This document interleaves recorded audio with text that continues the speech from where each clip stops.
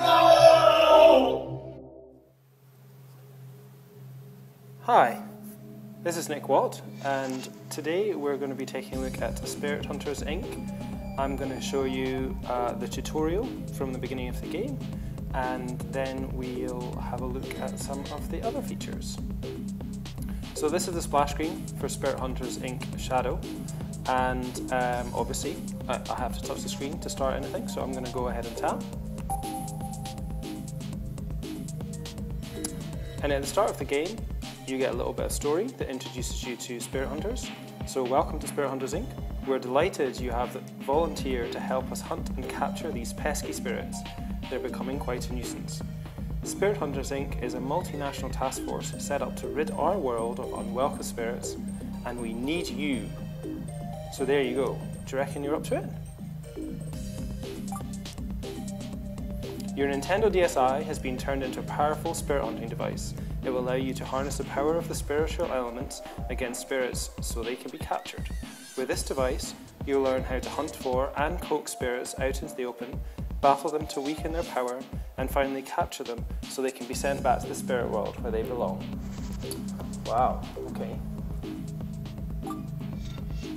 But enough of this chit-chat. We don't just recruit any old fool, you know. You need to be made of the right stuff. Are you made of the right stuff? Well, I think I am, so I'm going to tap on yes, bring it on. That's the spirit. Oops, pardon the pun. To prove you're made of the right stuff, you need to pass the Spirit Hunters Inc. Novice Battle Test. But first, you must pick the element you want to be aligned to.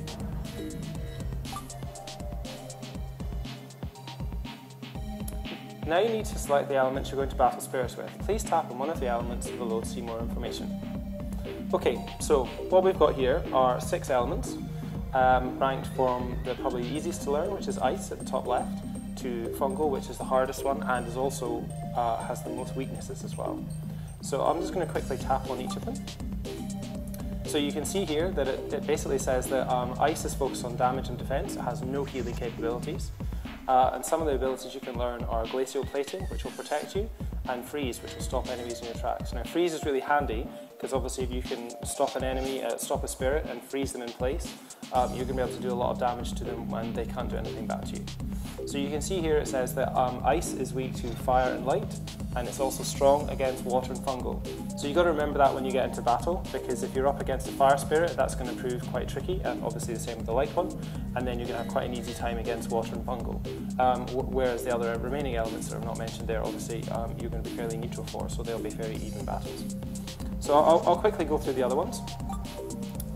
So fire, that's mostly focused on damage. It's got a little bit of defensive stuff and a little bit of healing as well. So for example, you can learn burn, which is a passive ability, so your abilities will trigger burn and do more damage. And you'll also learn flaming rage later on. Flaming rage is really cool because it allows you to do things like eruption and healing flames, which are both really powerful damage or healing abilities. So fire is weak to water and shadow, and it's strong against ice and fungal.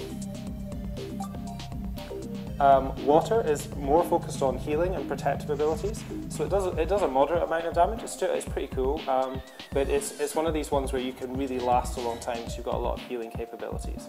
So you can learn Waterfall, which is a really nice ability which allows you to smash your foe, and you can also learn Protective Bubble, which kind of puts a bubble around you and stops you from taking damage for a period of time. Water is weak to ice and fungal, and it's strong against light and fire. So the bottom 3 are slightly more different, maybe slightly new to a lot of the RPG players. Shadow and light are both weak to each other and also strong against each other, so that's quite an interesting dynamic. So Shadow is focused on damage, but it also has a lot of leeching effects, so you can apply Curse, for example, and what that will do is it will do damage to your foe and it will also heal you back, which is quite cool. You also get some abilities that allow you to slow the opponent down, and then with using your curses and using slow, you can end up doing a lot more damage. So as I mentioned before, Shadow is weak to light, it's also weak to fungal as well, and it's also strong against light, so that's a bit of an interesting dynamic, and it's also strong against fire as well. So, light. Light's really powerful. It's got a lot of damage abilities, but it doesn't have very many defensive, and it doesn't have. It's got, I think it's got 1 healing ability, and it's quite a weak heal. But what's cool is you can learn light speed, and that kind of speeds you up for a period of time, which means your abilities recharge quicker, and anything that you're casting casts a lot quicker as well, so that's really nice. And then you can also blind your opponents, which makes them more likely to miss you or not do their attacks. So again, as I mentioned in Shadow, Light's weak to Shadow. It's also strong against Shadow, but it's also weak to Water. Light is also strong against Ice and Fungal. So Light's quite a powerful one because it's strong against 3 elements. And then finally we've got Fungal. So Fungal's quite funky. It's very focused on leeching effects and poison type effects. So the leeching ones are great.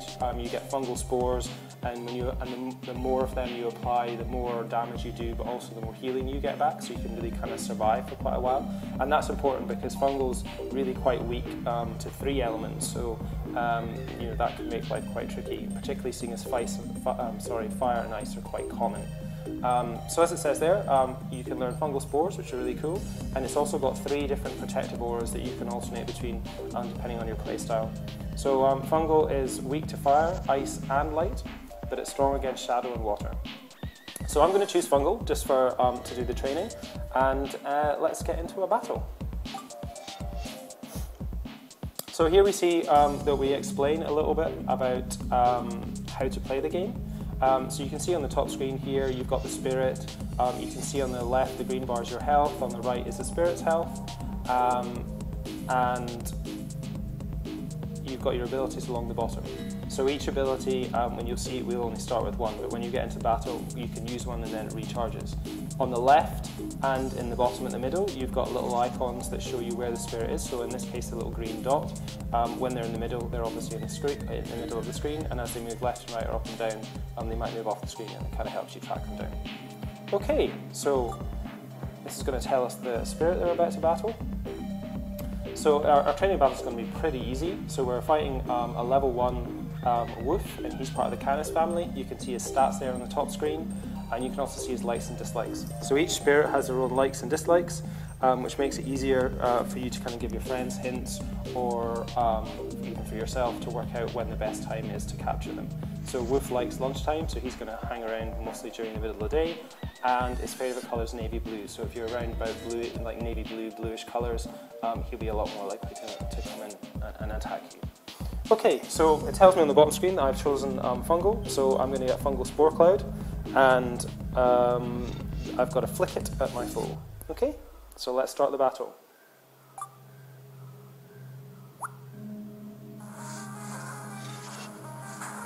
Cool, so we see the versus screen here, and then you can see on the top screen my health and Wolf's health. You'll also see status effects. So he's just hit me with a water bomb, and I'm going to flick out fungal spores, which have just hit him. And you can see on the top screen it's applied a little debuff, and it's starting to absorb damage. It's doing damage to him and absorbing health back towards me. So I can just sit there and let that count down, or I can keep flicking out more fungal spores to him. So there you go, just hit him with the second one. And if I time it right, which I didn't there, I'll do it again. Oh damn, I just missed it. You would get 2 stacks, and the more stacks you have on him, the more damage he's going to take. So I've just managed to kill him, which is quite cool. And obviously the training battle is really easy. It's designed so that you kind of pick up the game quite quickly and don't really fail. So we've defeated him. We've passed the test. Well done, you passed the test. Please select continue to enter your details or change element. If you want to choose a different element, that is. Note that you must complete another training battle if you decide to change element. So if we click change element, it would take us back to the elemental selection screen, and obviously we could decide actually maybe we want to go ice or fire, or maybe light or water or shadow. But I'm just going to stick with fungal for just now, so I'm going to tap continue. Okay, so now I've got to enter my name so that I can become a proper spirit hunter. So I'm going to put in my name. And this is important because this is the name that you need to give to your friends if they want to make challenges and stuff for you, which I'll describe later on.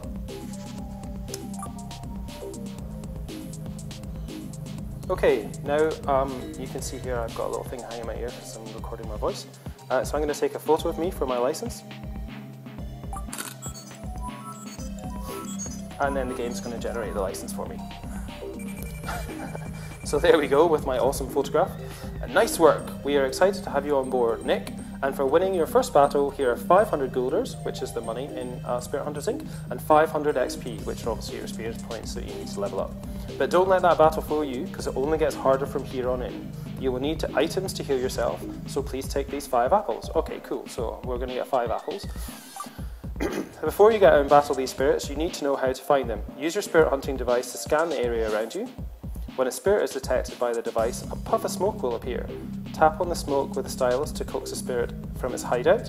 Different spirits will be detected depending on the time of day, the colours around you, and your level.